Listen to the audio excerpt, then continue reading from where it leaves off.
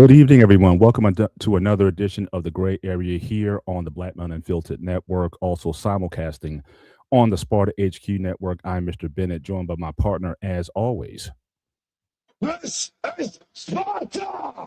the Ghost of Sparta, aka Peter, aka Panayotis. Yasu, my brother, what is going on? What is going on, my man? How are you tonight? I'm okay, just trying to endure the blizzard. I mean, I was walking my dog earlier. It's snowing sideways. So again, for those of you who are not in the Northeast, we are in the middle of like a nor'easter. So they're expecting 1 to 2 feet in my area. So we're just bracing for it, just making sure that we had supplies and everything else. So yeah, so we getting hit again. Just got over a storm a few weeks ago, and now we got another one coming through. So just trying to ride it out. And we're supposed to have another storm on Wednesday, they're saying now, too. Oh, beautiful, beautiful. Yeah. Well, hopefully the cold won't stay with us the way it did last time. So yeah, that's what I was saying. But I'm gonna go before we start the show. I want to go back memory lane a little bit for a minute here. Sure. All right. I was able to go to the store over the weekend and pick something up that you may recognize it, but you never played it, probably because I know you haven't been in gaming for a while. Right. So let's see how many of you guys remember this sucker right here. Okay. Like That is an actual PS2, or is it like an emulator for PS2? no, a legit PS2.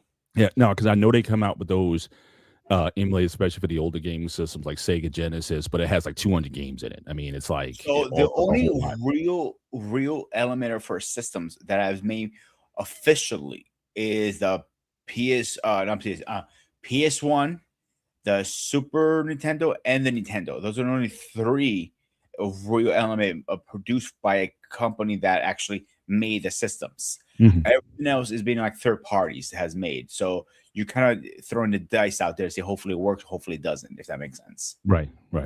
Gotcha. Now that's Yeah. interesting. That's an interesting. And actually, believe it or not, I actually I did want to go through the hassle pulling the 85-inch and hook up all the wires because you need a converter to actually play these. Oh, that's right, because this is before HD. This is before, so it was still component AV. or composite connections. So yeah, you're gonna have to. This sucker's AV, bro. The three colors. If you remember the red, white, and blue. Yeah, the red, white, and blue. The AVs. Yeah, that's a composite. Component, okay? Component was the next level up. That was the red, green, and blue, and then they started coming out with the HD and stuff later on. So yeah. So you talk. So I had to get a little converter because I have a Super Nintendo and a 64, and I just literally plug those in and forget everything else. Very simple. But because I didn't want to pull the 85-inch, it's not hard. It's on a mount that goes left to right and goes straight out. But I haven't game on this 49-inch monitor, and it's gaming monitor technically. And honestly, it wasn't bad, to be honest with you. And I thought it was gonna hurt my eyes because the old gaming style is different. It played pretty smooth for a 20-year-old system, to be honest with you. Yeah. Kind of surprised.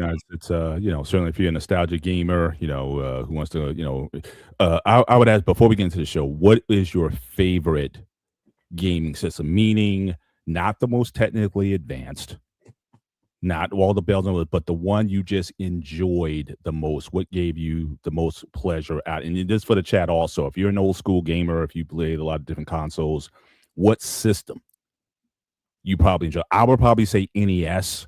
Because again, a lot of the titles, me and Eric used to be at his house gaming and whatnot, and certainly that was really up there in terms of consoles. I'm not even going to go computer games, but certainly the NES is probably my favorite because again, that's kind of how my coming of age with that particular system. So it's not the best, it's not the greatest, but it's certainly one that I had a lot of fun with. So what would you say?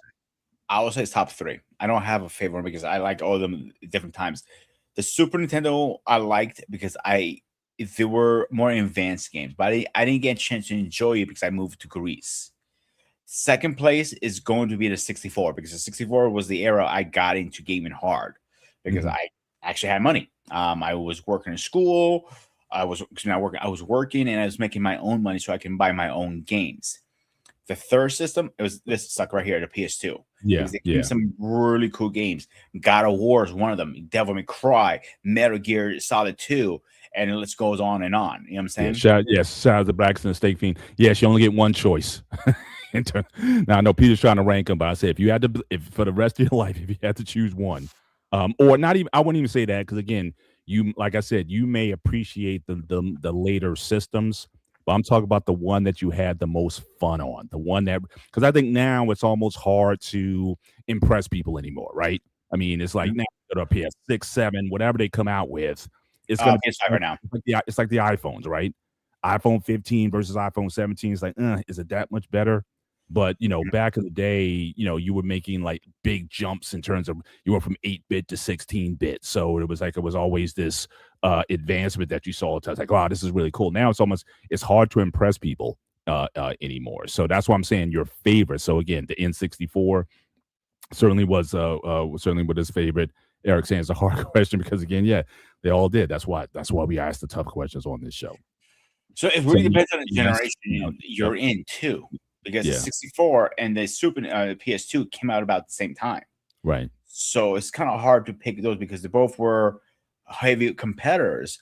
Like you also can use the Xbox or the Dreamcast. Sega wasn't really a competitor at the time. They fell off. Mm-hmm. They were literally on survivor mode, and the Xbox was so new. They didn't have any exclusive. Whatever you played on PS2, you're probably going to get on Xbox. It's maybe 1 or 2 games. Like Splinter Cell was first released on the Xbox, Halo, and that's only 2 games I can think of my head.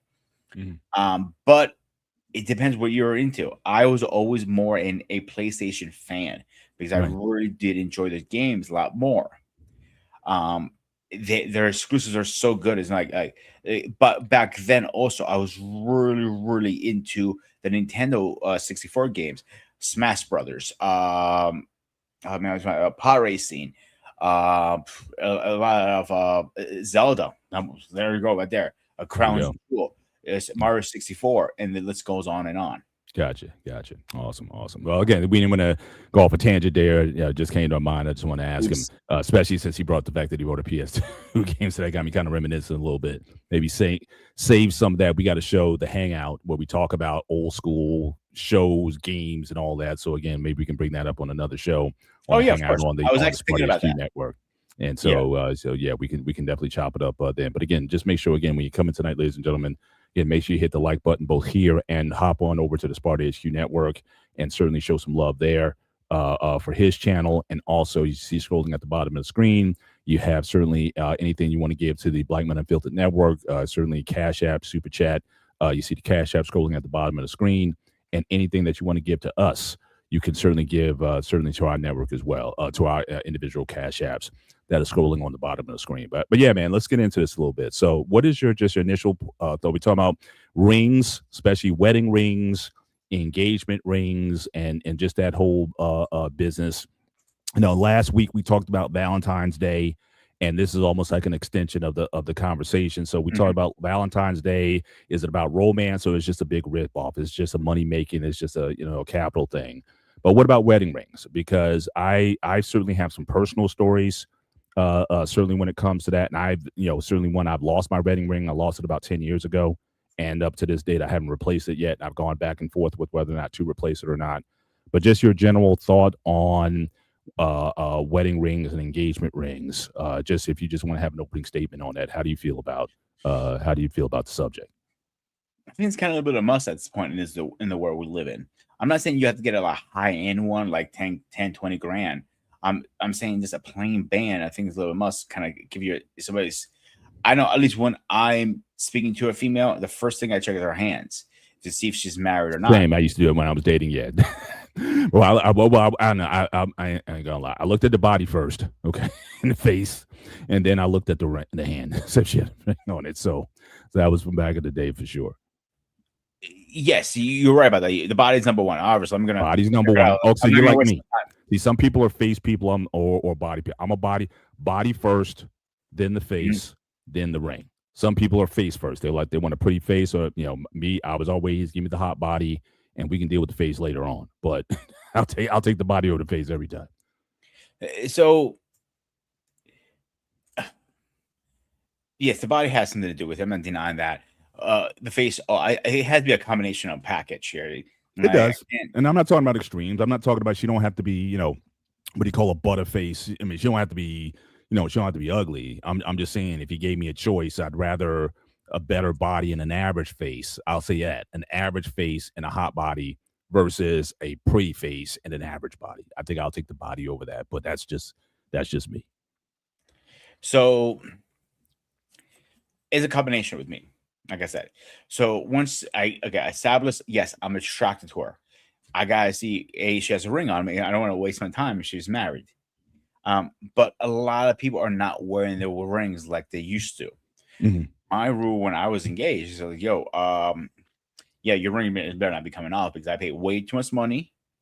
And B, this is my way of saying she's my property, get the hell away, kind of thing. Not literally my property. It's a little joke. It's good. Like, there's a little inside joke, all right? Okay. Like, she's off the market, in other words. I got you. Yeah. So, but I seen you wear those not the bands, like those workout Yeah, rings. well, and we're gonna talk about that as we get into the topic. So. But it's like at least in the Orthodox Church, it is a must. You know what I'm saying?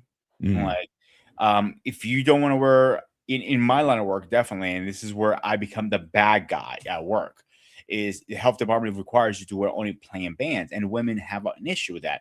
The diamonds are very easy to break off. Yes, I literally just had a conversation 10 minutes ago with somebody saying, "Oh, but you wear gloves." Yeah, I wear gloves, but those gloves are thin; they break off.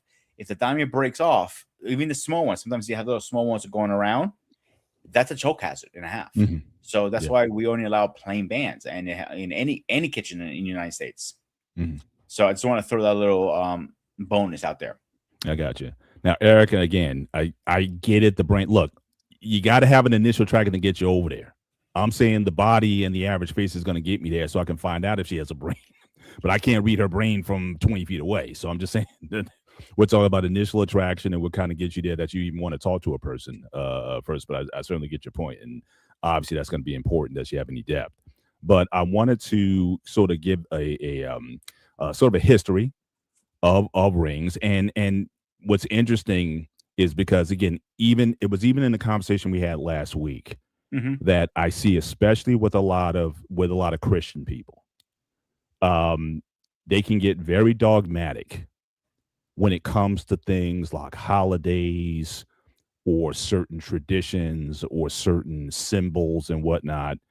And they get very territorial to say, oh, well, anything that is of what they would label, and I don't even like the word as much anymore, but what they would label of a pagan origin, they automatically have a problem with it. And they then want to kind of get on this island saying, well, we shouldn't be doing these things because of their pagan origin. But when I dug deeper into rings, certainly for the Christian people, there's no mention of wedding rings. Now, there's rings in the Bible, but usually rings is about high-end people, kings and whatnot. They had like signet rings that signified their power and things of that nature. The prodigal son, when he came back, the father said, hey, put my ring on his finger and whatnot, signifying his status in the family and all that. Yeah, but as far as wedding rings, it's not even in the Bible. But you have a lot of people who think that they're so essential. And I'm not saying they're not important. I'm not saying they're not tokens of affection or love or your intent. I'm not saying any of those things. But when you look into the history of rings, if you want to cancel Valentine's Day because of its pagan origin, or some of the things with Easter, things, with the bunnies and the eggs and all that kind of stuff because of pagan origin, well, then you probably need to sell your wedding ring then, because the history and background of that is very pagan, or certainly doesn't come from a Christian tradition. And so, but certainly things have been adopted. I mean, the Bible doesn't say not to wear one. So my thing has always been, when it comes to things, if the Bible's silent on something, like if it doesn't have like a hard prohibition against something, or if it says that it's for something, then I'll leave it up to the individual. It's personal choice and personal preference in terms of what you decide to do. But so many people, they can get real anal when it comes to certain things that they may see. And it's like, oh, this is, we shouldn't be doing these things. But again, if you look at what the whole concept behind rings and what they meant, they do come from traditions that are not from a Christian base. And then also, there's also a marketing aspect of it, and you get to this where it is today, where I think things are just getting out of hand when it comes to the price of rings, the demands that are put by women a lot of times on how much they want for a ring. And I got a story to share later on No, don't after remind I kind of go through this, that I know someone person who was bold enough to even share this with me. That just sort of blew me away. Shout out to Lost in Translation, the Bill tonight. Good to see you tonight. But let's go into this. Let's do a deep dive into the history of the wedding ring. Like I said, you won't find it in the Bible, but it predates histories and cultures before then. So, the first thing here, again, the first people to introduce rings were the Egyptians, right? So again, the whole idea of the ring was that it was supposed to represent eternity, and said the Egyptians also thought that the open space in the middle of the ring represented a gateway to the unknown. So we got the whole idea of rings came from the Egyptians. This was an African tradition where wedding rings come from. There was no mandate. There was no mandate for folks to have rings, but it started with the Egyptians. And then interesting here come your side of it, Pete. So after that, you had Alexander the Great. Certainly a figure that you're very familiar with. When Alexander the Great conquered the Egyptians, the Greeks adopted the tradition of giving rings to their lovers to represent devotion. Many of these rings depicted Eros or Cupid, the god of love. And again, they began using iron and copper in marriage ceremonies. By the 2nd century, though, most of the rings were made of gold. So it started with the Egyptians. Then when Alexander the Great, because you even said this yourself, one of the things that Alexander the Great was known for was he didn't wipe you out. He allowed you to keep a lot of your traditions and whatnot. And he even took this tradition and he incorporated that into the Greek Empire. So you have that going on. And then from the Greeks, you get to the Romans. And so again, the ancient Egyptians also, there's another thing that also came from the Egyptians. Ancient Egyptians believed that the forefinger, so again, your ring finger on the left hand contained a vena amoris or vein of love that led directly to the heart. The Romans adopted this belief and wore wedding rings on their finger. Although their belief isn't anatomically correct, their tradition of wearing rings on the ring finger continues to this day. So all the things we know about wedding rings and whatnot, that came from the Romans, then the Greeks, and then the Egyptians, the Greeks, and then the Romans. Right. So again, for those who want to say, oh, we should stay away from pagan practices or whatever, or people want to criticize something because it came from a pagan origin, then sell your wedding ring. Because again, it wasn't until later that the church even started adopting the idea of rings. But again, it didn't start certainly with the Bible or anything else. Now, again, how did wedding rings evolve?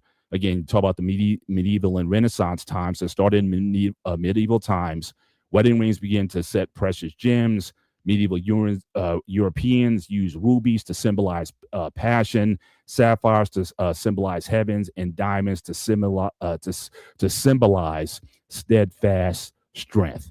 So it started to pick up in the medieval era. When did women start to wear diamond wedding rings? Again, now you're starting to get first of the oldest one goes back to 300 BCE or before Christ. Or before the Common Era is what they do today. The first recorded diamond ring dates back to the late 1300s or early 1400s when it was left by an English widow in her will. A poem about the 1475 wedding of two Italian socialites. Two wills, two hearts, two passions are bonded in one marriage by a diamond. The first famous diamond engagement ring was given in 1477 by Archduke Maximilian of Austria to Mary of Burgundy. All right, so now it starts to kind of come into vogue. When did engagement rings and wedding rings become two separate rings? So again, going back to medieval England, and I'll just summarize because I don't want to read all this. Up until the 8th century, you would basically give a ring, which was called a wed, and that's why you have the word wedding. And basically, when you gave that ring, it was basically you would give it as a pledge to the one you're married to. But the problem started to happen was confusion about the legitimacy of weddings were common. However, since the clergymen weren't required to be present at the wedding, one or both, the couple could later deny that a wedding had taken place. Now, here's where the church comes in, because thus in the 12th century, the Christian church declared that marriage to be a holy sacrament and established a church ceremony. Rings were part of the ceremony, and it became a rule that a man should not, that no man should place any type of ring on a woman's hand unless it meant getting married. It is possible that two different types of rings emerged when the church codified marriage: the more personal engagement ring and the church sanction ring. So they started to mandate that rings had to be given within the marriage ceremony itself, and that started in the 12th century.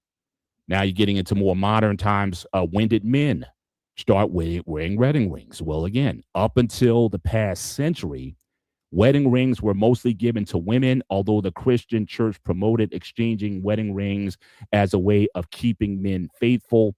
Again, during dual rings only caught on in World War II, when American and English soldiers wore wedding rings as a way to remember their wives and sweethearts back home. So even with men wearing wedding rings, it wasn't until last century that it really started to come on. But usually it was the woman who got the ring. The exchange of the rings happened very late in the timeline of rings. And then again, how did diamond engagement rings become such a tradition?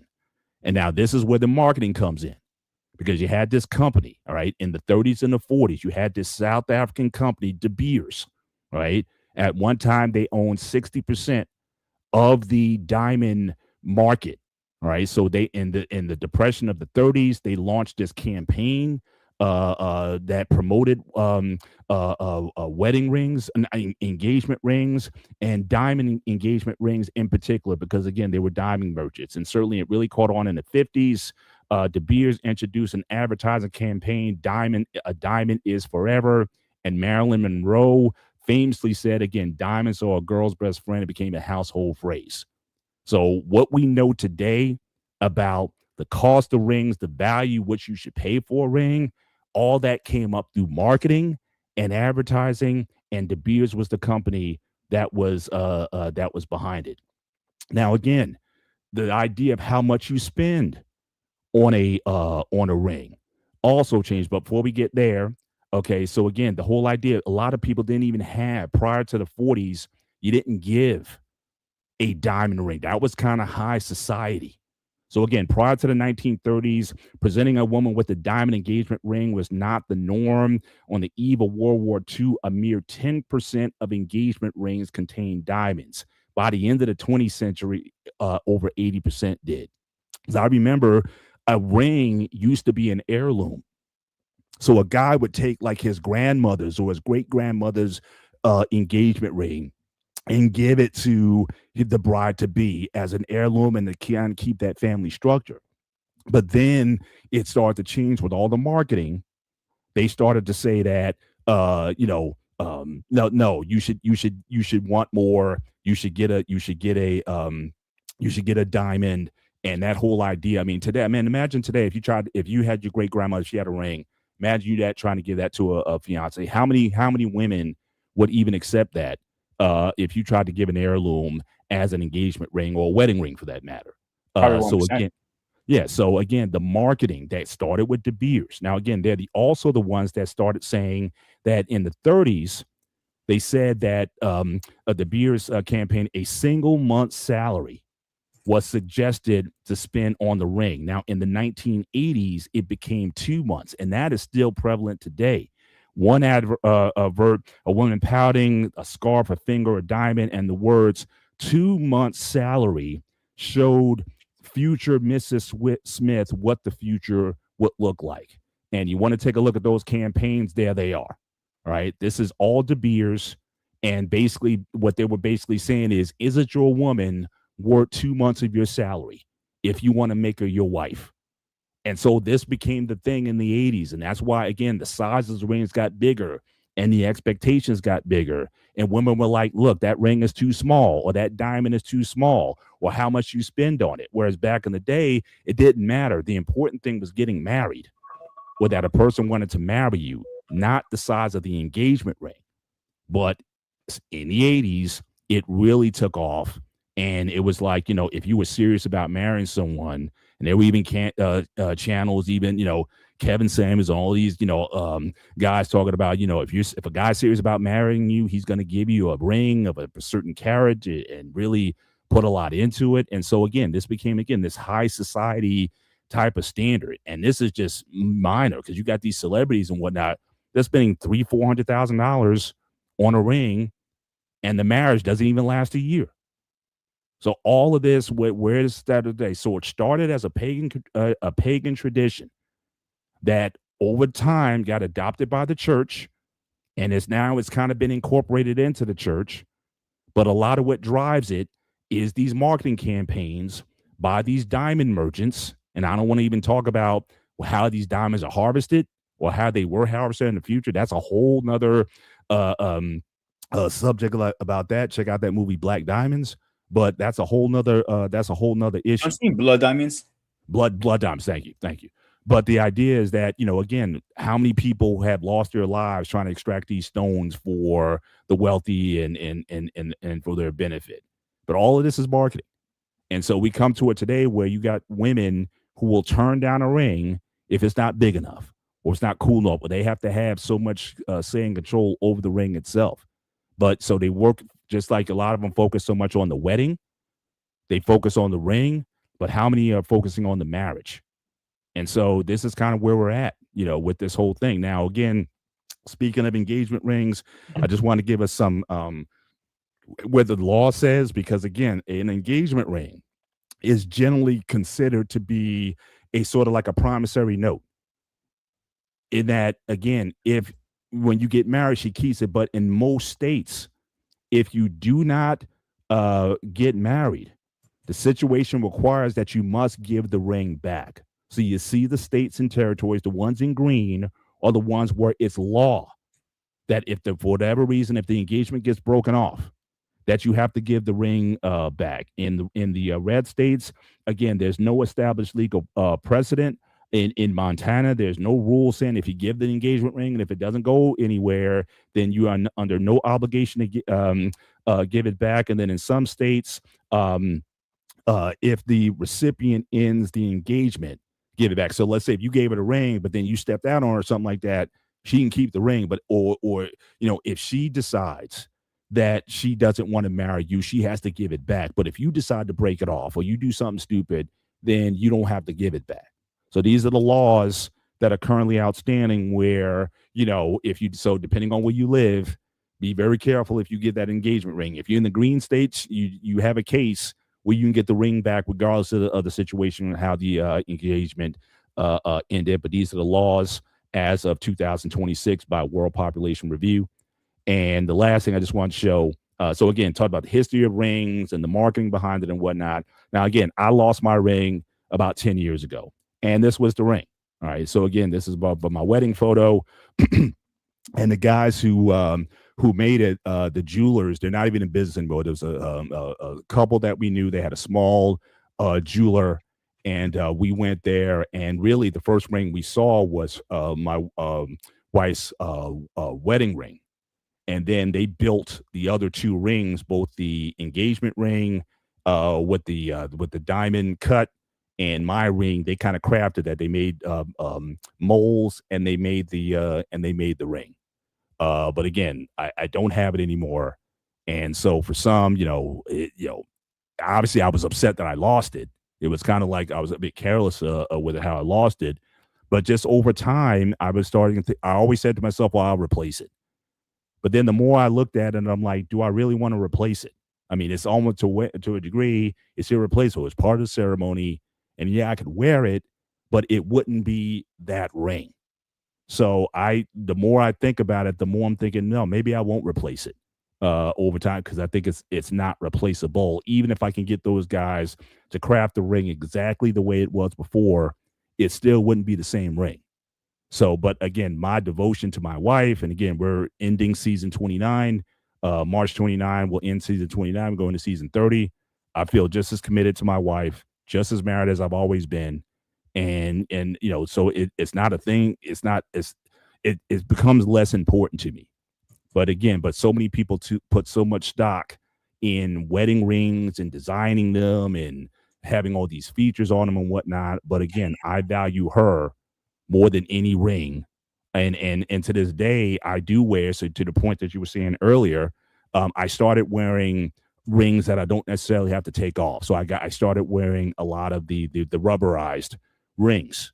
And so I just started getting them. They had different colors and whatnot. And I was like, okay, this is kind of cool. I can start to accessorize a lot of my rings based on what I wear. And it just became a sort of a collection that I put together over time. So this is my ring collection. All right. So I got a ring for almost every. Damn. I got a ring for almost every occasion. But the total cost of all these rings is probably no more than $150. I really don't spend a ton on it. For a time, I actually wore a sink washer. I just wore that just to have something because I didn't want my ring finger to be naked when we were out. I got a couple more hardcore rings here. This one, I think one of them has like spinners on it, like I can kind of spin it a little bit. But again, it really depends. If I'm going to go with an all black, again, this is a black ring, but again, it's rubberized. So again, I can work out with it. I can, I don't worry about washing my hands and taking it off. Like I said, this one here, this one, again, the middle of it, it spins, so I can kind of spin it. So, just whatever I felt like. If it's cool, I pick it up. But I mean, but this is this is kind of my ring collection. So yeah. I mean, am I still married? I think so. But for a lot of people, they put so much precedence into the engagement ring and the wedding ring and whatnot. They put so much precedent on that, the materialism of it, but there's no substance behind it. And so, so that's kind of where I am with it. I don't think it really matters. I don't care. Look, you can get a ring out of a Cracker Jack box, as far as I'm concerned. And as long as you guys are like if you guys are going to be ride or die, then be ride or die, and then all that other stuff can come later. But I'm kind of over it in terms of that. And again, for a lot of guys, if you are thinking about marrying someone, and if she's talking more about the ring, bless you. If she's talking more about the ring than not, then maybe she's not the one. She's not the one for you. But what are your thoughts? So I talked about it a lot. So if you want to talk about again the history, yeah, I have a lot to say Greeks, too. the Romans, and all that kind of stuff. So go at it. You can take it from here. So I don't think now that I'm older and a little wiser and more grayer, I don't think the ring it has much to do with the loyalty and the love of the other half. Because I learned my lesson the hard way about that. So I told you guys before on the show, and I told you in private, I was engaged before, and my first engagement, I did not spend for a ring. My second engagement, I did. The reason I didn't get the first one because it was short-lived. It was literally before, as fast as we got engaged, as fast as it ended, if that makes sense. Mm-hmm. So the second one, I said, when I said to myself after the first one ended, when I find the right one, I'm going all out. It's going to do the first one wasn't engaged. I didn't get on one knee or anything like that stuff. Mm-hmm. It was kind of like we're looking to like, we've been together for a while. Don't we just like, get the next level? Hey, sure, why not? Something like that. So the second one, I did it the correct way. Like I knew I wanted to be with her. I knew I was in love with her. I knew everything. So I went to the store, bought a ring. Well, if I tell you how much money I spent on a ring, you're probably going to throw your shoe at me right now. Well, just say how much. Again, did you follow the De Beers rule? Again, 2 months salary, or sometimes 3 months salary. I mean, was it $20K? Yeah. So don't throw your shoe at me, please. Wow. Nah, I mean, look, I don't pocket watch. You guys know me. I don't pocket watch. What you decide to spend on, what you decide to spend on. But I'm just saying, for me and my value set, if that was a condition, then I would certainly have some concerns. But again, if you got the bread, if you got, if that's what you want to do, it's your money. Now, if you ask me, I'll give you my opinion. But that's your call, bro. It was stupid spending that much money on a ring. I'll be honest with you. Mm-hmm. It should have been like, if I had to pick a number, Like everybody I talk to, like most people I see spend them. They're about like between 5, maybe 10 grand tops. Nothing more than that. Mhm. So Yeah. it should be around that marketplace. But I went all in. I jumped in head first. I wanted the best for her. I wanted top of line for her. Everything then. So when I went out to K Jewelers, and they can customize the ring the way you want it there. Yeah. And because they gave me a big discount too, because it was my first time buyer, first time engagement, first time this, open an account with them. It was like everything you can think of, I opened up to get a discount. And I did save a good amount of money too. Definitely got insurance on it. Gentlemen, get insurance on the ring. You never know what can happen. Those damn diamonds. And for the longest time, every time she took her ring off, I used to flip out. Like, yo, why is your ring off? Oh, I'm doing this. I'm doing laundry or whatever.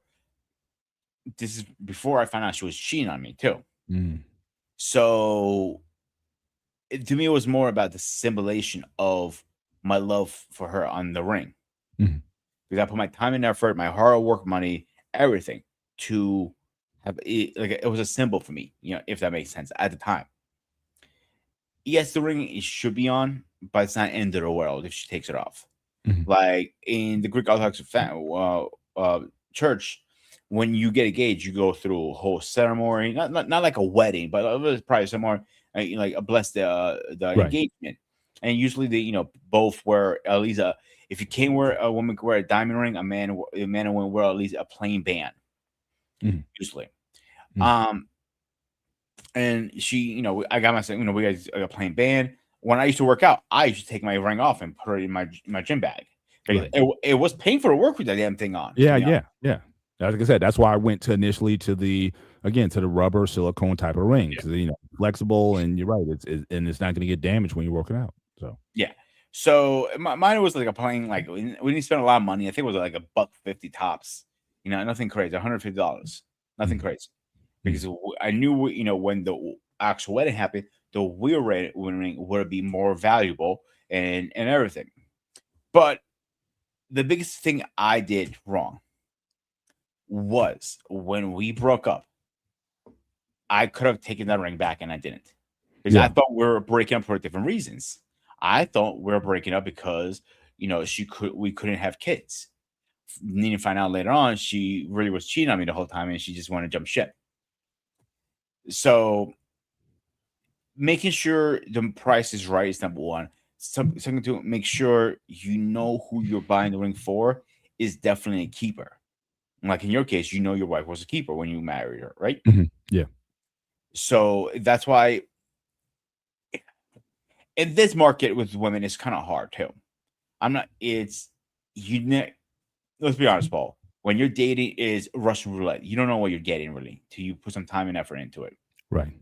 So getting the ring, I don't think you should get an engagement. Again, I know we may disagree on this, Paul, is a minimum a year. A minimum a year.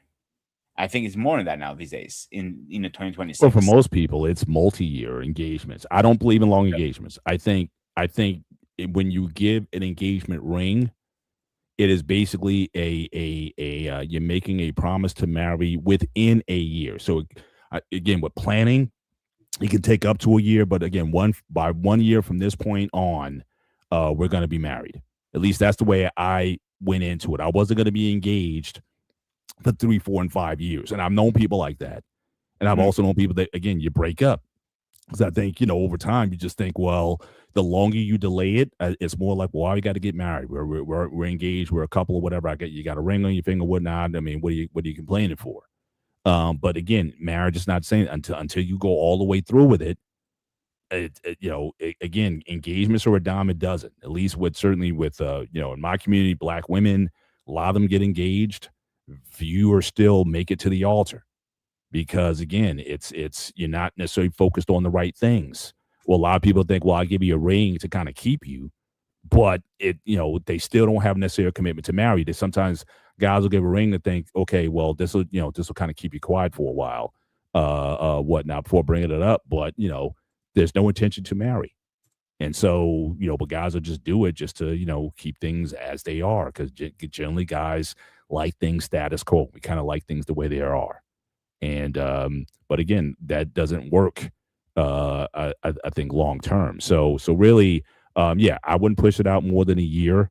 And again, if you're talking about you're trying to, and that's another thing on wedding, we can have another show on weddings because I don't think you should be spending necessarily six figures on a wedding either. Oh, I Like I agree said, on that. I remember I think I shared the story. I went to renew my my dog license at the municipal building, and you had two weddings that were about to take place. One was a Latino couple, and one was like an Indian, might have been a Trinidadian, Guyanese family or whatnot. The marriage license $150. Paid $150. Here's your license. One of the township officials went into the court, the room where they have their meetings and whatnot. Wed them right there. Boom, game over. I'm not saying you have to go to that extreme, but I just thought it was so cool that these people now, not waiting 10 years to save up for a six-figure wedding and all these, all these accoutrements, and they just said, "Look, let's just get married. Let's do this thing." And I love that. That people are, or put your money is much more well invested in something else. Save that money to buy a home or some other investment of some kind. At least that's my view. Again, you do what you want with your money, but again, extravagant weddings or overpaying for wedding rings or whatever to kind of show your love or to prove your love to somebody. Again, I'm asking the question: who taught you that? Where did that come from? And I hope we all see tonight where it came from. That came from De Beers, a South African diamond merchant that launched a massive campaign that said, if you truly love her, you'll spend about 2 months' salary on a wedding ring if you truly love her. So again, but it was all about lining their pockets. It wasn't about the facts on the ground. But it's just amazing how the power of marketing is. And again, those ads again got women thinking because women are the consumers. And so when it started getting into their minds, like, yeah, you know what, I am worth 2 months. And then you start having these demands to the point now. And I remember back in the day, I'm sure generations ago, and again, for you guys who are older, if you have older parents or whatever, did you go shopping for your rings? Now, my wife and I, we went shopping for our rings. I'm talking about older generations. The ring you got was basically the ring you got. But now it's like people want to go and they want to design the rings and whatnot. So I'm like, what's left to do? You kind of taking the surprise out of it. You kind of, yeah, we're going to get married or whatever. We're thinking about it. And yeah, we're going to go to a jeweler and he's going to design our rings for us. So where's the surprise? Where's the ambiance of proposing? Because you already know what you're getting. It's like, imagine if you kind of got your Christmas list already. You already know what you're getting already. So like, where's the suspense? But again, most guys today wouldn't dare just give a ring. And I got a story to talk about that as well, where a guy just gave a ring, and let's just say it didn't go well. I personally disagree about, hey, I'm gonna marry you. Let's go design your ring. No, it doesn't work like that. You get the ring I choose for you. End of story. If you don't like it, then you're not for me. End of story. Yeah. If you don't Shout like out to my guy Shawnee Pete. Shawnee B, he's on our 1-on-1 sports show on Black Men Unfiltered Network. So again, Wednesdays, 8 p.m. Eastern Standard Time on the Black Men Unfiltered Network. Shawnee, Dante, the coach, the crew, 1-on-1 sports. But again, thank you for chiming in tonight. Appreciate you showing up tonight. Sorry, go ahead. So no, you're good. I don't agree with that one bit. You should be able to just go design yourself, like I did, and most likely you did too, Paul, if I'm mistaken. We went, like I said, we went to the jeweler. We were, like I said, we were by I'd say a couple months in. So we started dating in May. By the summer, around July, we were kind of like, yeah, I think it's going in that direction. And then I didn't care because I didn't have an heirloom to give or whatever. So it's like, what kind of ring are you looking at? And she wasn't sure. And so we went to it again, this couple that we knew. They had a small jewelry shop in Union, and we just went up there and they just started, picking out some things for us and whatnot. And so, like that. So she liked the diamond cut, I forget the Princess cut? No, it's not the princess. It's the vertical one, like the long cut. I'll think about it in a minute. But again, we kind of did, and then we left, and then we didn't talk about it anymore. But it was just I just wanted to kind of get a sense of what she would like, more so than anything. But it wasn't like, okay, yeah, because I proposed 3 months later. So, and obviously coming up with, the money, I didn't spend like you did 20,000, but I put a decent, I put a decent price on it. But again, you were just looking for some ideas, but she didn't know exactly certainly the range that we were going to get. And So that was in it. my But case, yeah. the only thing she ever cared about is she didn't care how much the ring was. Just get a ring because she was married twice before. So the first one, she never got a ring because it didn't last more than a few months because she got, divorced. And the second time, hey, what's going on, dude? And the second one was it wasn't a great marriage, so she got, she never had a ring. So I want to make it special for her. That was one big thing about that. So Mhm. when I did get it, she didn't care it was $150 ring or a jacket pocket. But I knew she wasn't. I knew she wouldn't be happy if it was cheap. I knew that for a fact Mhm. because I knew her style. She always had a very expensive taste and everything. Mhm. So it was a princess cut with diamonds around it with white gold. I know she always talked about white gold, so I had an idea what she was in it. So when I got it, the only hiccup we had with her ring when she put it on, it was a little bit too small. So I had to get resized. So, oops, I'm not perfect either. You know what I'm saying? And like my last Mhm. thought was sizing it because I was carrying again all the design, the ring, the money, and everything. Yeah. That was Yeah. Oh, Marquise. That was the cut that we got. okay. The Marquise cut. Yeah. And so where like I said earlier, what I did wrong is one, I spent way too much money on the ring, and B, I didn't get my ring back. So Yeah. yeah, lesson learned the hard way.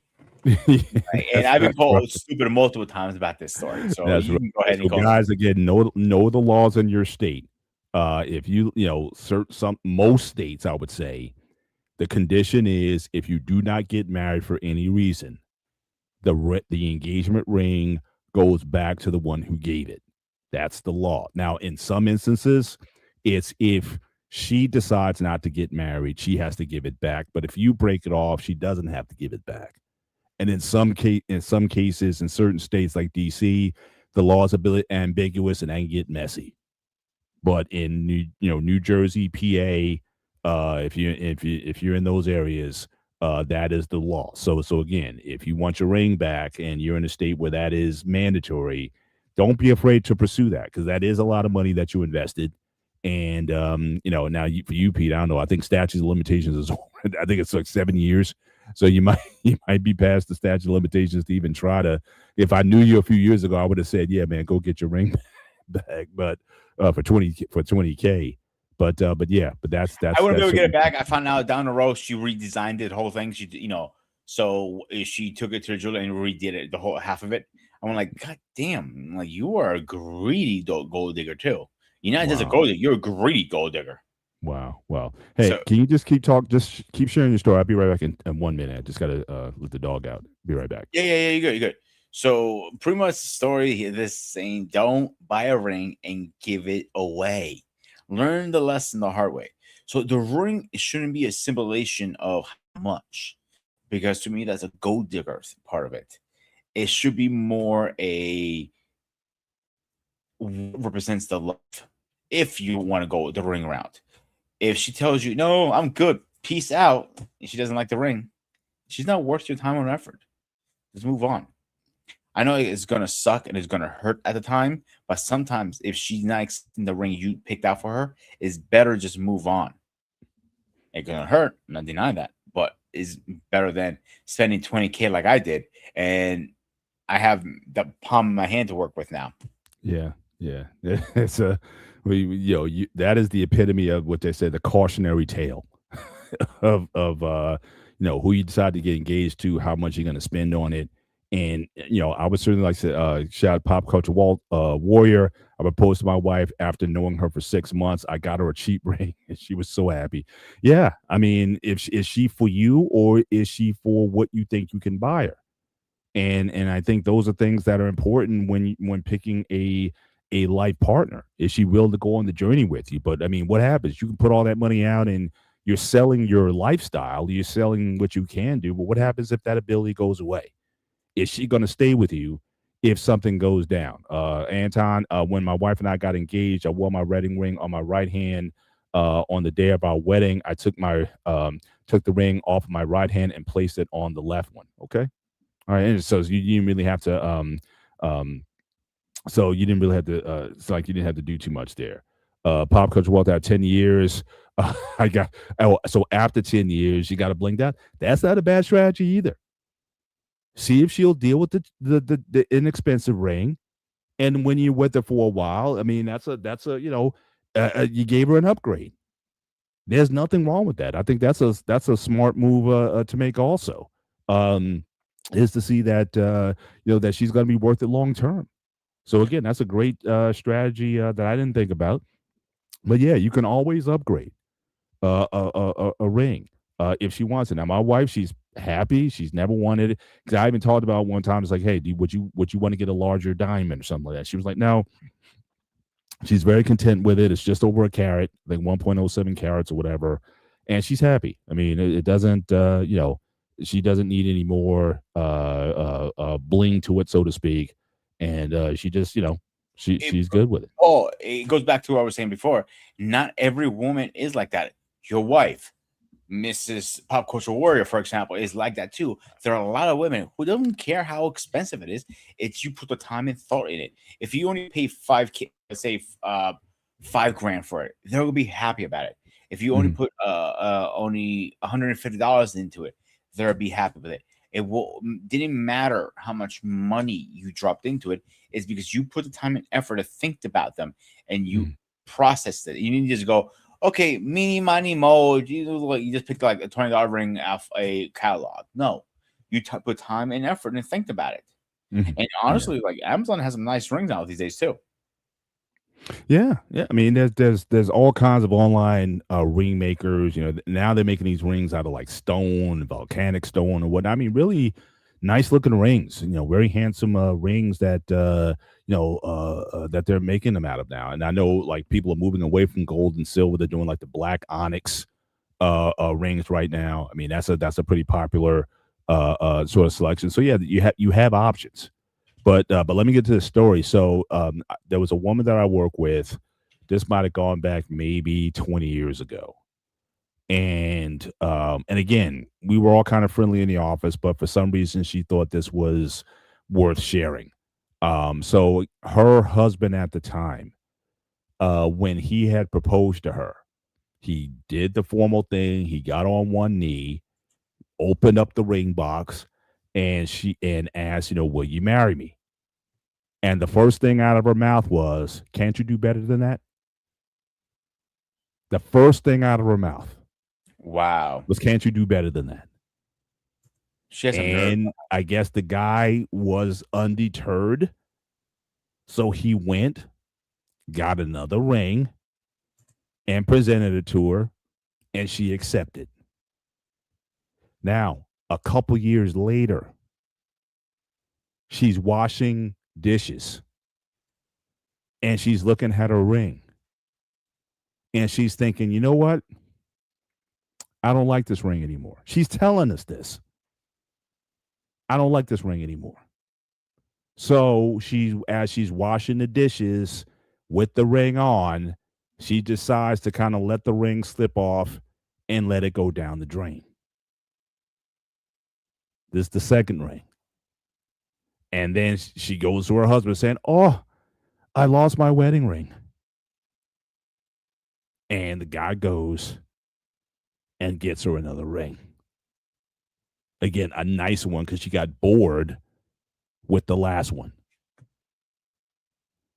So she's telling me this, and I'm just thinking in my head, I didn't share it, but I think you're one of the most awful people I've ever met in my life. Now, needless to say, I don't think they're married anymore. Thank God for him, for his sake. But I was just so floored by that. And again, but I don't think she's like not the only one.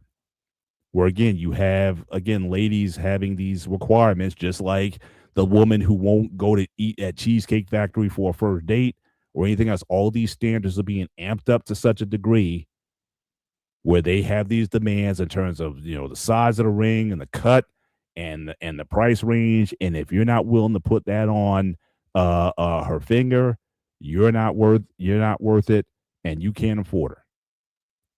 And and unfortunately there is a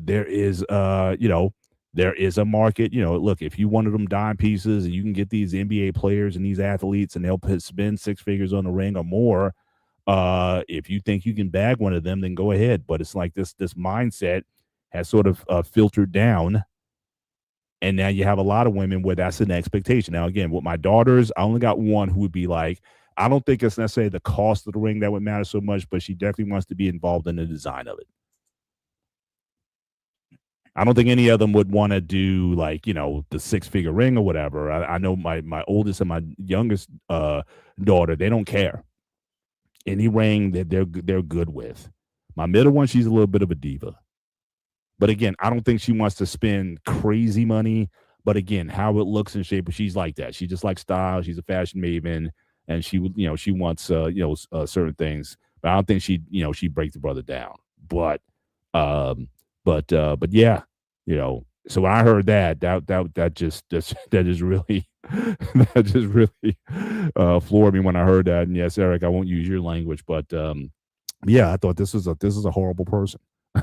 I couldn't stop thinking about it. But again, I had to work with her. I had to keep it professional, and I had to, just keep it going. But she was just sharing this openly, like, yeah, that's who I am. So I'm like, okay. So, if I could have told a guy, if I could have, found a way to get the message that, yeah, bro, she did that to you. She lost that second ring because she got bored and wanted another one from you. Yeah, I would have shared it. Maybe it would have broke up sooner. But I just couldn't believe that story though when I heard it. Anton, it says one company that makes wedding bands from In Ridge. Yep, I've heard of that company. Another one that makes great selection is Groove Life. I've bought from them, but usually I use Kalo, Qalo, is oftentimes what I've used to buy rings with. And again, certainly, but they all kind of serve the purpose. Really, it depends on if they have a Christmas sale or after Christmas sale or something like that. I may pick up another, but I think my stock is pretty full at this point. Like I said, I don't think I have to invest too much more. I mean, I think, yeah, I got I got quite a few here, so there's not much more I can sort of add to this ring collection. I got every color in the rainbow here pretty much, and I got certain rings for different accessories. This shirt that I was wearing today, so I'll wear like sometimes this ring. This is like a burgundy color, so it kind of goes with my shirt. Or I can certainly go with the military green. That kind of goes with it as well. So again, I can put this on again. So all silicone kind of rings. Again, wearing when I'm working out or doing whatever. And so again, so for me, it's just about accessorizing. It's not a big deal to me. But for a lot of people, again, wedding rings or engagement rings, it's a big deal. And I'm just saying to myself, it's like, what are you guys thinking about certainly for the long term? And like I said, I do think, it's romantic when you can say, oh, well, this is a ring that my grandmother had or something like that, and you want to present that. I think that's a beautiful thing. But again, I can't think of too many women who before that today, that they have these expectations of it. But if you can find a woman who's not so caught up on what the ring is or whatever, then yeah, maybe that's the one for you. But if she's too materialistic, she might not be the one for you. When you need to drop all that money just to make her happy, I don't think it's worth it at that point. I learned my lesson the hard way. That's all, half of my, relationship was like, oh, I want this, I want this, I want that, I want this, I want that. And a couple times I looked at like, wait, what about me? I need clothes, I need shoes, I need this. It's rare when I had to spend money, and that was an argument. Like, oh, you don't really need this. You're always working. Like, yeah, I kind of need clothes. Like I need new work shoes. I'm wearing the same shoes for a year. Like work shoes, I should not be wearing more than 6 months because how much I'm wearing them. Yeah, good, yeah. But the point am I trying to get to is, do you really want to be with someone like that, Paul? I thought, let's say you were not married and it was like that. You were in that situation. She lost her ring on purpose. Yeah, I mean, but again, the guy's ignorant of that. He didn't know. He just thought it was an accident. I'm sure he was upset, but again, the guy loved her. I mean, One time I can see an accident. I can get that. Mhm. Second time, a third time, now you're just being stupid, in my opinion. Well, again, for me, the red flag would have been with the first one when she said, "Can't you do better than that?" That would have been the red flag to me off the bat. Absolutely. What? Now, let me ask you a question. All right, you've been Yeah. in your wife for a while now. Let's say, Mhm. God forbid, something happens. She loses her ring. How will she react? She'd be devastated. She'd be devastated. I mean, like I said, I think I've outgrown it. I think certainly I was pissed with the initial loss of it and whatnot, and it really kind of bothered me for some time. And that's why I was thinking about should I replace it? Should I replace it? And but again, the time was never right for it at the time because again, I was my kids had $20,000 of braces in their mouths, so it was like other priorities had always taken place, and she was kind of pipped for some time that I did lose it. Um, but again, we got over it. I mean, she's not someone who kind of holds on to things, certainly for too long. But she's very attached to her rings, though. She loves her. She loves her rings. She loves doing the bet. Bat it out. Just show. Oh, here's my. She used to do this all the time. It's like, oh, here's my. Yes, I'm married. I'm off the market. Here's my rings and whatnot. And ladies saying, "Ooh, that's a nice ring." So for I know early on she used to do that a lot. But yeah, I think she would be. Her, but we get over it. Or like in her case, like if she wanted another ring, then I would have no problem in getting her another ring or another set of rings, if in fact that did happen. But me, I think I'm much more removed from it in that it's not going to affect me one way or another. Doesn't affect how I care about her. Doesn't affect I, in my case, like our marriage, like I said, I don't feel any less married whether I have a ring or not. But I do like going out and I do like having a ring on. I do. But it's not for any. It's not even for like any Christian kind of thing or like any kind of religious thing or what have you. It's just a mark. It's just a sign. It's a sign you're off the market, pretty much. Yeah, and that's it. Now I do know you do have some predators out there who actually look for wings, right? Men and women. Like, trust me, I've gotten more compliments as a married man than when I was single. And I remember one time I talked to Mandrell about that as well. He's like, when he got married, like all the women coming after him. It's funny you said that because when I was engaged, that's what it's the exact same thing happened to me. Like when like people that they wouldn't give me a second chance in life. All of a sudden they're like hitting on me, like, yo, like, what are you doing after this? I'm like, going home to my fiance. You should stop by and help me, move the couch. I'm like, no, I'm good. Yeah. Like, it was a lot of it. Like, just because this was on my ring. Yeah. I know when someone said because basically you were chosen. And again, a lot of people they get if someone decides to choose you, then there must be something to you. Whereas if you don't see a ring or whatever, it's like who wants you? You know what I mean? So again, I've seen guys in the chat. If you've been married, Anton, you've been married for a minute. Was that the case with you? When did you get more attention when you had a wedding ring on than when you didn't have a wedding ring on?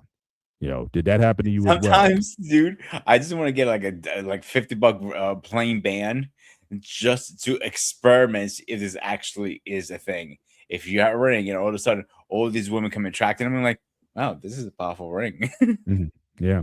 But then I know dudes. Now, again, I've known some predatory dudes who go after married women because in their mind, they believe it's safer in that they don't want anything for you. Like if she's single or whatnot, she wants to cling to you. She wants to marry you. She wants to, be with you or whatever. The married, the wayward wife, she just wants to fling with you and that's it. She's going to go back to her life and family and whatnot. You're just a plaything for a while. And a lot of guys look for that. So again, they're not looking to, have anybody committed to them, whatnot. So for some guys, I think it was even a James Bond quote. He was like, I only like to get with married women. I think it was in Casino Royale. He talked about he basically had a thing for married ones because again, there's in their minds there's a security that's there, that they only want the sex, and then once it's over, then they go back to their lives, you go back to yours. So I have seen some guys, or if they see a ring, it's like, look, that don't mean nothing. They're gonna ask, they're gonna follow up, are you happy? Yes, I see you're married, but are you happily married though? So I've seen those kind of exchanges also, where folks would just be dogged and determined.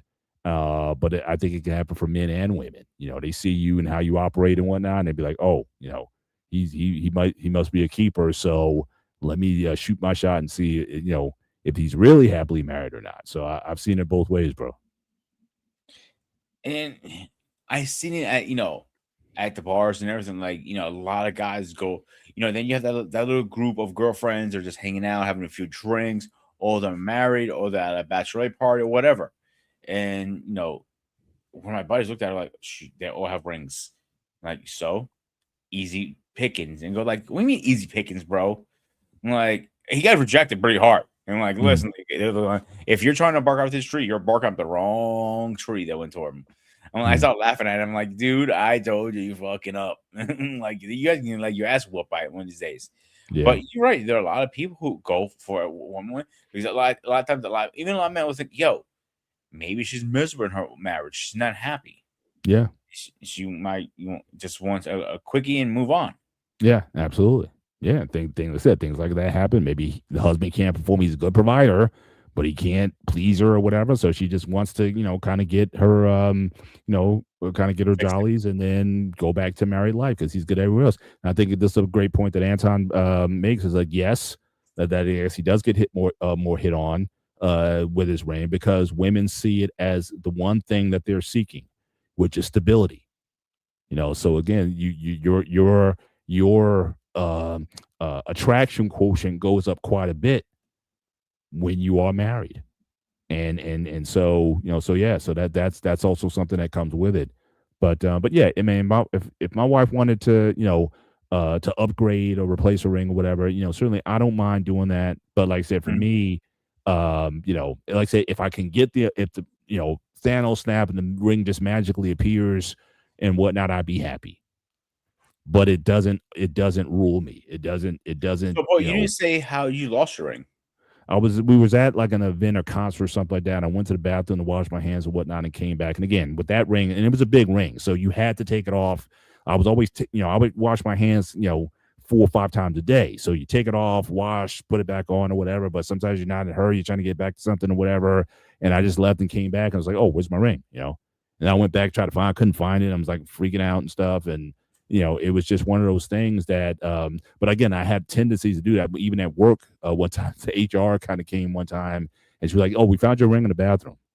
So it was like, so I had to, and then she gave me like the dirtiest look ever. It's like, I can't believe you lost your ring, So she was really pissed at me when I did that. But again, it wasn't malice. It wasn't, something I was looking to. It just happened. It just happened, and, yeah.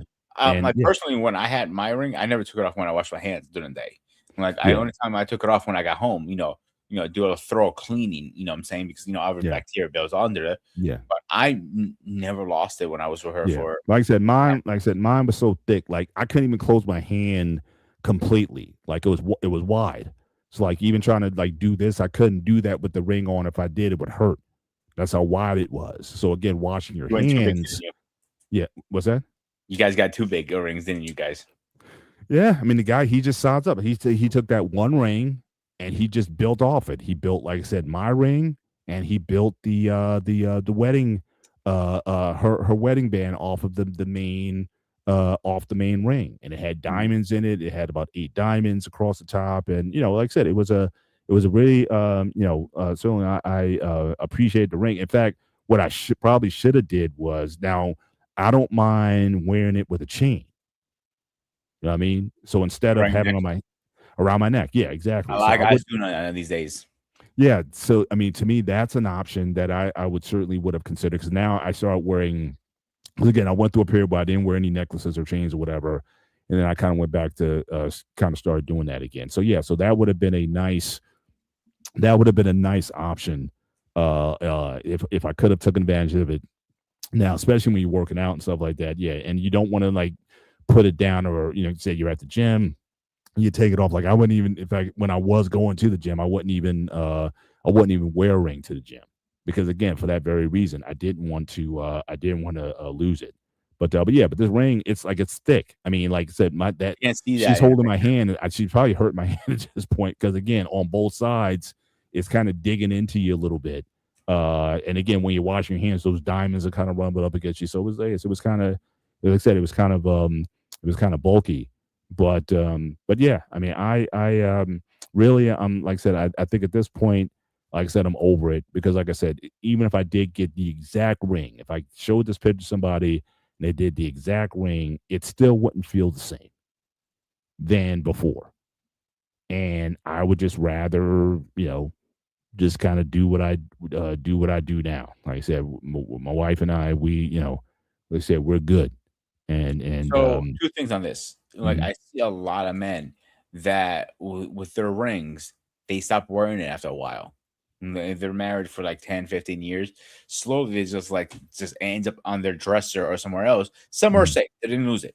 And just they stop wearing it for multiple reasons. They've been married for so long, and really the ring is not a big deal anymore like they used to be.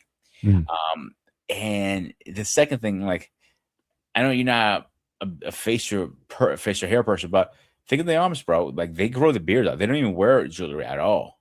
Mhm. That's the symbolism of marriage. They literally stop shaving. The beards symbolize how they're married. Really? Hmm. But this is in Greek culture. This No, Amish. Oh, an Amish Yeah, culture. they don't believe Well, in yeah. Well, speaking of that, well, yeah, because those guys also, like, they don't. That, in fact, that was the only group that I saw that didn't give wedding rings, because they don't they believe in don't believe in jewelry at jewelry. all, at any Yeah, jewelry whatsoever. or So that was the showering. only. But again, Muslims give wedding rings. Indians, they're really big on jewelry. So again, they give rings. But, and like I said, most Christian denominations that I could find, except for, like I said, the Amish, maybe a few very conservative other Mennonite groups, Jehovah's Witnesses give wedding rings. And like I said, I just thought it was interesting, because again, everyone's talking about holidays and their pagan origins. But as we saw tonight, I mean, these came from a pagan type of place. You had an earlier commenter, and he had said that he had heard that they were given, this one user, shout out to HDAM 3587, as I've heard. It's a Saturnian belief that you were married before the god of Saturn, the Lord of the Rings. So I guess it was supposed to represent Saturn's rings or whatnot. But whatever, the tradition or the mythology behind it, it didn't come from something where God said, okay, you need to give your wife a wedding ring or wedding bands or whatever it was. I mean, the whole idea is something that has sprung out of pagan origins. But again, people repurposed it, which is really where my general approach is when it comes to all these things, holidays, traditions, and whatnot. Again, unless there's some sort of hardcore prohibition against it, then I don't see a problem with it. But just like anything else, never take anything to excess, because it's not. So, so Eric, I think he was put off. I have a good night, Eric. He wasn't happy with the he was submitted more. I guess that last story that I told was the last straw. But thanks for stopping all through tonight anyway, though. But yeah, but it's like anything else, what holidays you practice or what cultural practices that you do or whatnot. I don't think that, you have to leave all that stuff at the door because you became a Christian. And you're like, well, if it's not in the Bible or whatever, then we don't do it or something. I mean, there's people who are like that. But like I said, wedding rings aren't there, yet people do them. And what harm? I mean, if again, if you treat it with the right perspective, that it is a sign of your commitment to your spouse. But again, that should be a sign of something that should already be there. Like I said, I don't need a ring to know that I'm married. All I need is my marriage certificate. And even with that, I have to, certainly honor the certificate and the commitment that I made to her before God. And so with that, I'm good with it. Ring or no ring. that is still my wife, and there's nothing I wouldn't do for her. And she's come to accept that as well. That hey, if it happens, if we come in some money, and yeah, you want to replace it. But like I said, the more I think about it, it's like I don't know. I wouldn't have that ring. If I was sentimental about anything, it was that ring because that was the one that was there. In fact, the only thing I still have of her that for my birthday before we got married, that before I proposed to her, she got me a watch. She got me a nice a watch, and she engraved on there, and on the back of it, it says "All My Love," and it has my birthday on there and whatnot. I still have that, and I still wear that watch regularly because that's the closest thing, probably to the ring that I still have. And like I said, I'm good with it. Um, uh, as far as my security in my relationship. So no. So I mean, if you're asking the question, if you think your marriage is going to be troubled by the loss of a ring, then maybe you and her need to have a conversation about what's really important. And material things will go. Some people look, if you gain 50 pounds, you might not be able to fit your rings. You might have to get them resized because again, you can't wear it anymore. Shout out again, Pop Culture. Thanks for coming outside. Yeah, you shoveling snow. I'm waiting till tomorrow. I'm waiting for it's over. I got my snow at the blower, gassed up and ready to go. I got my driveway cleared out. So again, when all that ends, I'm gonna get out there tomorrow morning. I'm gonna conquer it that time. But I'm sitting this one out, bro. But yeah, but make sure you use your legs when you're shoveling out there. Don't hurt your back too much. Yeah, he has a bad back too. Wear a back brace and don't get too crazy with the shoveling out there. Use good technique. But again, appreciate you listening. I got a feeling I'm gonna get a phone call on Tuesday, like or a text saying I blew my back out again, and I'm like, Jesus Christ, Mike, you never learn. You never learn. Mm-hmm. Yeah. Or his wife is gonna be screaming at him like, I told you, use your legs. Yeah, yeah. But I want to go back to what you were saying about like over years, like guys stop wearing their rings after a while. I'm not saying it's to me, it's not a hard tell, but it could be a sign of maybe like accepting status quo, but not necessarily marital bliss. I think a lot of people, it's not. I think it's rare, like when somebody says, okay, you were cheating on me or whatever, or you did something so crazy that I'm leaving you. I think a lot of people split up over drift. You know what I mean? Like little things that if they're not addressed, you kind of drift apart kind of over time. And you find yourself in a place where it's like, do I really need to wear a wedding ring at this point? Or do I really need to do these things or whatever? I'm not saying it's a hard, because I think there are some that just get, again, you just get so comfortable with the person, you feel like you don't need to earn their if not their love or their devotion anymore. You're just, again, guys, we can get very comfortable in our spaces. It's regular, it's a part of us or whatnot, and it's just become normalized. And that's why I think sometimes you do need to invest in your relationship. I mean, like I said, my wife and I, we got back to, we have date nights, at least a couple times a week. Again, we go out on dates. I know we're going to a comedy show this coming Friday.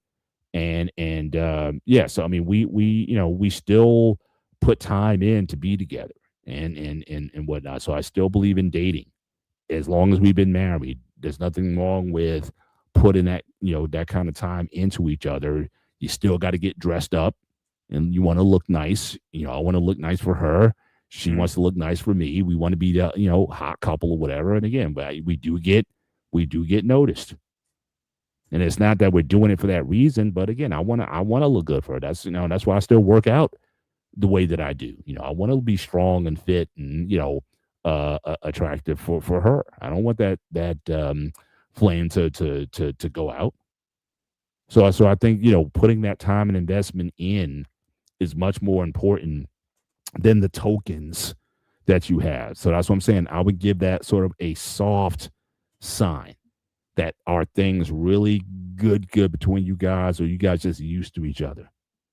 But are you still putting time in to demonstrate that, yes, you're still my honey, you're still my baby, I still love you, I still want you, are you putting those things into it so that because when I put, when I go out or when she puts out, I mean, she, it's like she's saying to the world, like, yeah, this is my man. I am taken. And she likes that. She likes the idea, even the idea of not, I wouldn't say ownership, but yeah, but I'm his and he is mine. I mean, And that's the point of the and ring I most like people, that. I right? mean, I'm taken, and that doesn't limit me as a man or diminish me as a man or whatnot. No, you want to say ball and chain or what, or all those kind of tropes or whatnot. I'm good with it, you know. And if a ring kind of helps to signify that or secure that, then I'm good with it also. So again, for the like going back to my earlier point about the Christians with people, you're so anti paganism or whatever. Like I said, if you're going to be that hardcore about it, you can get rid of your wedding ring then, because that's a very pagan thing. But again, we have the right, just like words change meaning over time, right? You have the ability to rework something and make it Mhm. something that fits your cultural norm. And I think that's what happened with the wedding rings, certainly in Christian culture. And again, like I said, I got no problem with it. But when you start putting the signs over the substance, now you may have a problem. And overspending, not thinking about the future, not putting in about, commitments, as my man Sean was saying earlier. You're going to spend all that money on a ring and a wedding. What about the house? What about, just investments? If you want to have a family, starting a 529. There's so many different things that you can do with your money. A wedding is a one-day event, but marriage is supposed to be until death do you part. What would you rather have? And for a lot of people, they're going after the spectacle. But again, what's there to really last? To me, that's the important thing. When it comes to the sort of thing. But let's talk about you, Pete. Since you're still looking, to kind of get in the game. What do you think your next move is going to be? So again, the first time, you really didn't give a ring, a very expensive ring. The first I give you time, no ring second, the first time. no ring the first time. Second time, you went all out and you gave Please this. don't remind me. What's gonna be the move next time? You meet the future Mrs. Loritzis, whatnot, based on your experience and maybe even based on what we talked about tonight. How are you going to move next time?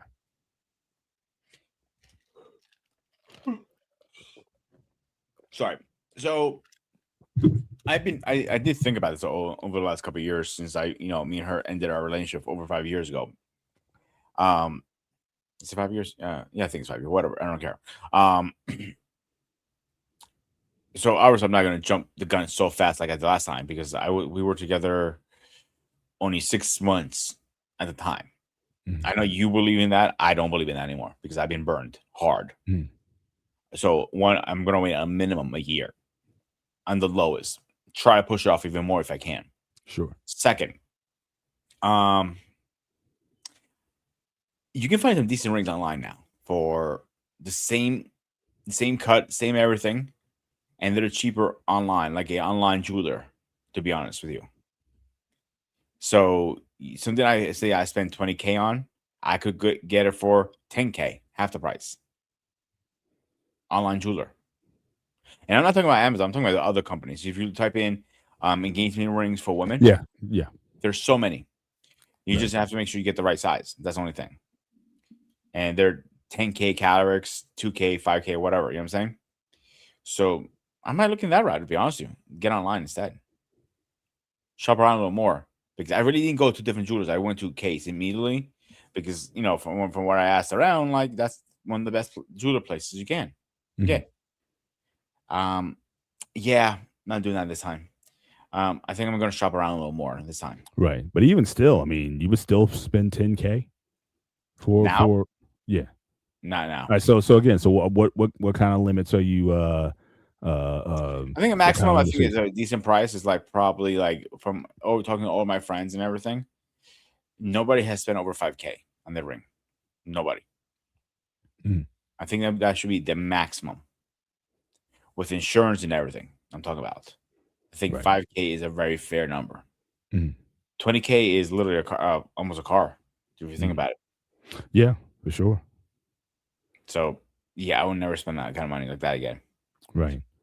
But when And you you're comfortable with that, because I would say, like, why not spend 500, 1,000? I mean, what more with that extra 4K? What would that represent or mean to you? Um, in a relationship, 1,000 for versus 5,000. What is that all representing, both for you and what do you think it means for her? for me, it's just the simulation. She's off the market, like I said originally. You know what I'm saying? Right. Uh, but like we know now, that ring really means shit anymore these days. People will go after it no matter what. Right. So why then, like I said, so why spend 5,000 when you could possibly spend 1,000? If I can find the right ring for that price, I would. I don't have a problem with that. Right. If I found the exact same ring, one is from K's, one from online shopper, one is 5K, one is let's say 115. All right. Mm. I'll go for the one online. I'll just go to the store, get it sized up. That's the only difference. Right. And tell them Right. I'll be back later. Right. Ding. Sign here. Yep. Perfect. Good. Yeah.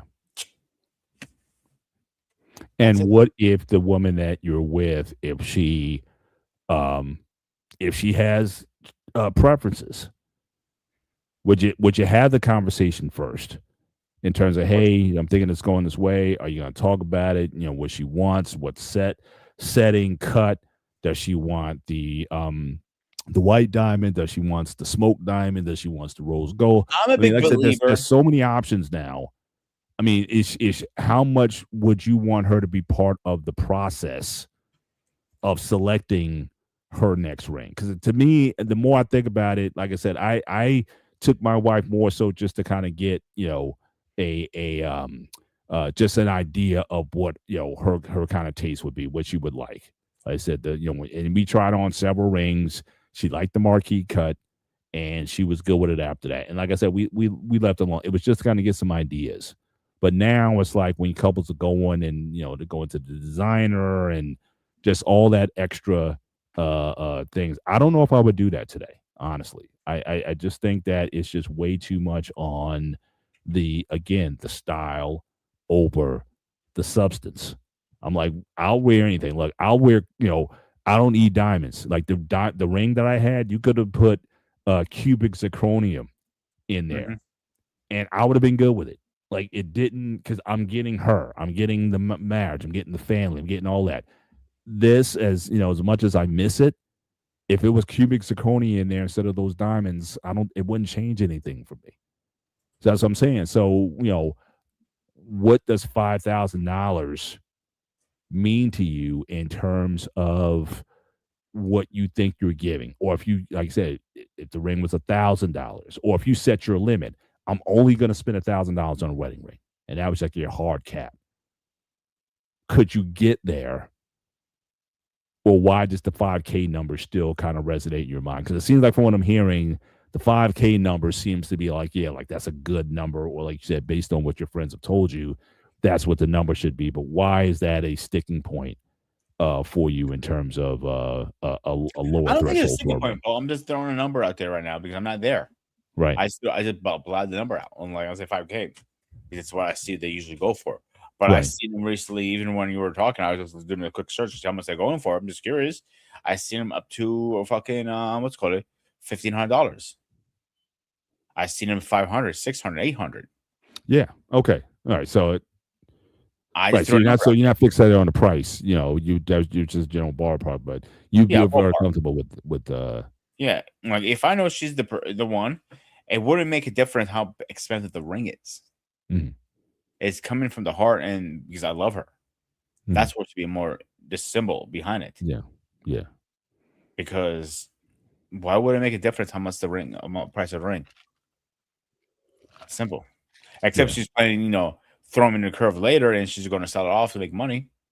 That's the only time it would make a difference. Yeah. Shout out that guy, And Shawnee Pete. I that think if she gives you a preference Men just have to be determined to see if it's feasible. You want to give her a good ring, but you don't want to go broke behind it. Absolutely, facts. 100%. Like I said, general guidelines, and they could be just in casual conversation. Maybe you're looking at a magazine with a De Beers ad in it, and it says, "Oh, look at those different cuts of diamonds. Which one do you like?" I tend to, I like the marquee, I like the diamond, I like the certain cuts or whatever. And you basically just kind of keep a mental note to yourself as far as, okay, she likes this. Okay, noted. And again, if the opportunity presents itself, if things are going well, you think this is the direction that you're moving in, then again, you can recall those conversations or whatnot and give a general ballpark. But I think if she's like insistent on she wants this setting and this cut and this and that and all those things, and it's to the exact thing, and and if you go to the dealer, he's always going to try to sell you the more expensive option. It's like, well, you can go with $5,000 ring, but here's a $1,500 ring or whatnot. But they always. That's why I said online. I think is more a better option. Mhm. To be honest with you, versus going to the store. Mhm. To be straight up with you. Well, yeah, I mean, if you talk about custom, right? So you talk about customizations. I mean, they'll take your fitness, because again, you may know what your ring size is, but again, depending on the company, just like clothing for that matter, a large is not always a large based on where it comes from. You know what I'm saying? So if you want that kind of more personal attention, certainly going to a private jeweler may be a better option. But and again, I like dealing local. Like I said, that couple, they had a small little shop. It wasn't one of the big guys. It wasn't K Jewelers or anything like that. It was just a local establishment, and those guys, said they were pretty upfront and honest with us about what they had to offer, and they didn't break the bank on us. So so again, I think that just being smart in this time, rings, again, they can be a great sign of what you have. But as Shawnee was saying, the idea, it's about what is coming. And again, he made an earlier comment again, weddings are about flash and attention. Marriage is where the actual work takes place, and many people romanticize marriage. I tell people you'll face harder issues when you are married than single. Again, that's where really things are. So again, if you're putting your focus in the right places, then you stand a much greater chance of having success. But here's where we are, and I think we can kind of start certainly landing this plane. But first, I want to thank Pete for sharing, because I didn't know that until tonight, that you spent that amount of money on a ring, and again, you didn't pursue to get it back. Those are stories in themselves. But like as I said earlier, gentlemen, I mean, if you are interested in knowing again the rules in your state, again, I'll just show them once again. So again, the areas in green, so again, I know Shawnee, you're in Texas. So in Texas, in purple, again, you get the ring back only if she breaks off the engagement. Whereas the ones in green, if it just doesn't go through altogether, the ring must be returned. So again, know the laws that are in your state, and then the ones in red, they don't have any established precedent. So you may or may not get it back, depending how it goes. If she just wants to spite you or sell it or destroy it or whatever it is, So if you're in any one of these states, definitely know the laws, and then proceed to proceed with caution in terms of how you move. But yeah, Texas, yeah, she has to break it off, assuming that you gave her the ring in order for you to get the ring back. So just be mindful of those laws in your state. But like I said, I don't think this has to be something that people should overspend time on. And again, don't be swayed by social media that says, oh, well, this guy spent $250,000 on our engagement ring and whatnot. Again, more times than not, those relationships don't last and really don't go anywhere. So it's not the ring. It's about, again, it's the commitment, it's the covenant that you decide to make with the one that you're marrying. And can you honor the covenants that you made?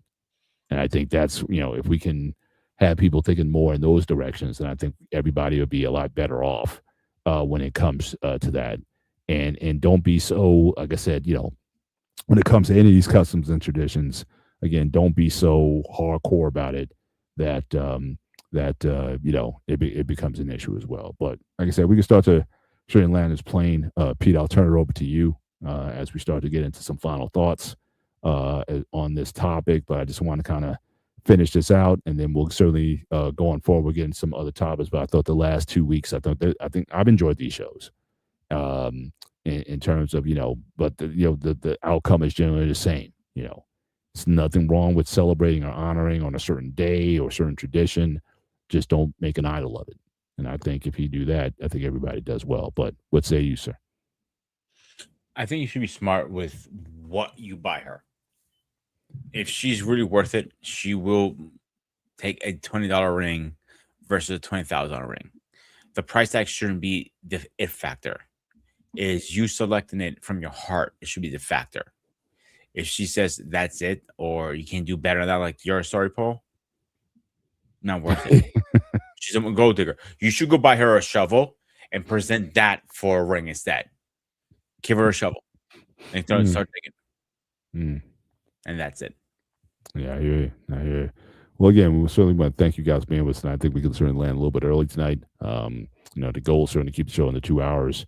But, again, appreciate you guys hanging out with us. Appreciate Shawnee, my guy, Shawnee.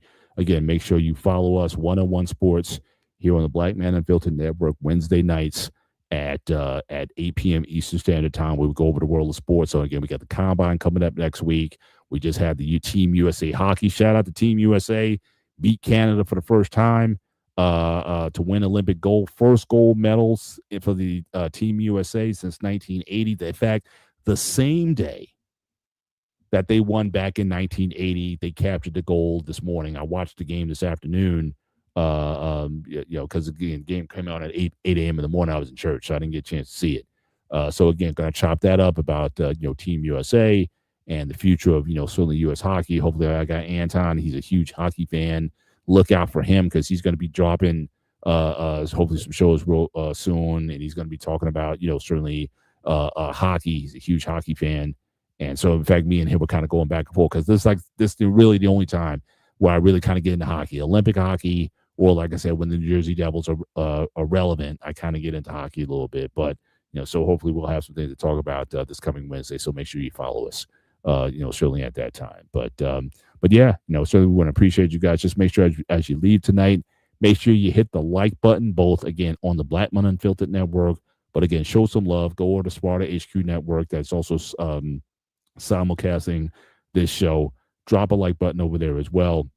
Help us go to algorithm and consider becoming subscribers to both platforms, because again, I think each platform has something unique to give, and I think certainly there's insights that you can gain on both channels. So consider becoming subscribers to that. It really helps us out as well, and we can do that. Again, Pete dropped his link in the chat. You can certainly do that as well. So again, I'm gonna start the put the landing gear down. But any final thoughts, Pete, before we close out? Go crash the plane. I'll do my best. But for myself, Mr. Bennett, and he is Sparta! The Ghost of Sparta, a.k.a. Peter, a.k.a. Panayotis. This is the gray area on the Black Man Unfiltered Network, simulcast going to Sparta HQ. Enjoy your week. For those in the Northeast, I know Anton, we're going to be digging out some serious snow over the next day or two. So again, don't throw out your back in doing it. Just be safe out there on the road. Listen to what they're saying as far as staying off the roads. Let the guys be able to do their jobs, and so hopefully everybody stays safe and whatnot, and as you keep power and all that kind of stuff through this storm. And hopefully, God willing, this will be the last storm of the year before we get a warning trend as we start to get into March and the spring months. And so certainly appreciate you guys being here tonight. For myself, for Pete, this is the gray area. Take care. God bless. And we'll see you next time. Good night. At some point, we all got to come together. No. Yeah. Everybody got opinions. Let's talk about it. Communication is key. let's build around it. We do this for the people. The people found it. Black love stay strong, no way around it. We anti-genocide, we ride for the cause. Got love for our sisters, got love for our dogs. Respect the young and elderly, you all been invited to be inspired. Come together, better God violent. Gotta watch for the cops, gotta watch for the ops, gotta watch for the politicians that play with the eyes. If you know, then you know. Plant the seed and it grows. Welcome to the show. This is what we know. This is what we know. This is what we know. This is what we know. This is what we know. Yeah. This is what we know.